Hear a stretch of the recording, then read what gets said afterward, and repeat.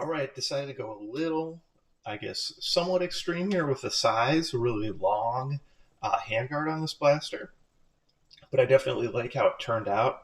Really took my time on it because I kind of built that handguard without having a receiver I was for sure going to use for it. I was just kind of making it for a Gen 8 or a Gen 8.5 M4.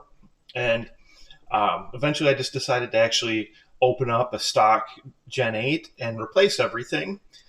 Typically, I don't like doing that for no reason, just because I don't love opening gearboxes. But this one went really smooth, and that's why I didn't video it, because usually I get frustrated and annoyed, and anyway, it's not fun.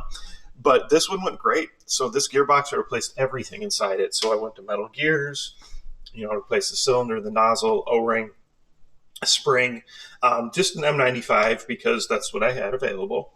And then I also replaced the motor, of course, too. And it all went together great. I added priming. So I added the priming function to it because this was an Anstoy M4A1 Gen 8, which did not have priming. So I put that in there too. And like I said, it all went really smoothly. Now, I do have a 450 millimeter metal inner barrel on here. So that does limit FPS a little bit.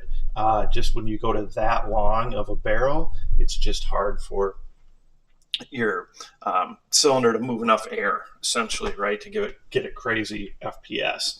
And it's only an M95 in it. So it's sitting around like 270 FPS, which is actually probably where it should be. If we drop to a normal size barrel, it'd probably be closer to that 300.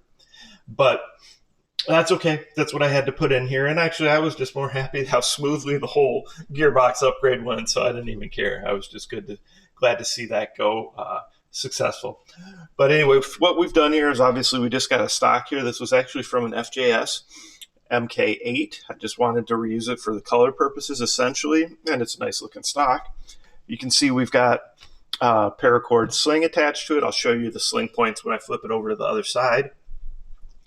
And then wasn't even going to do a riser on here, but went with the small riser just because that raises the optic up enough to see over the top of the PEQ.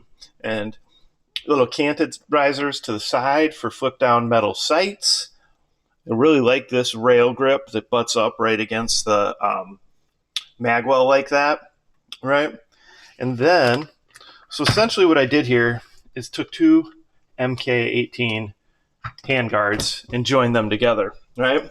So where there was the joining point, even though it's smooth and joins perfect, obviously wanted to try to disguise that seam somewhat, right? So we got these little dog bone pieces here with rails on the sides. We got another little grip down here that matches this grip, right, on the bottom. And then up top, really just a flat piece of like a rail cover that has a rail on it for the PEQ. And then over here, got your actual power switch for the laser on here. Okay. So again, I thought that was a good way to incorporate it and kind of cover that seam there. Little front M-lock grip here. We got some rails around the front, your canted rail here.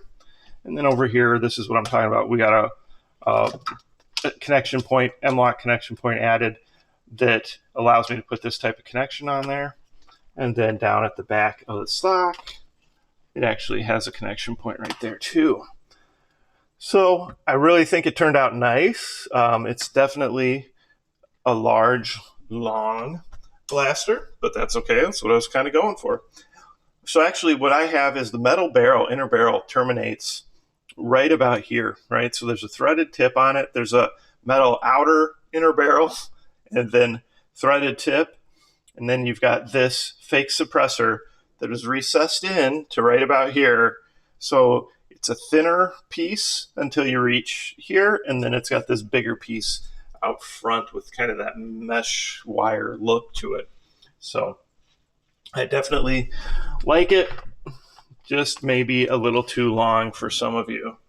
So that gives you kind of a little better look at that.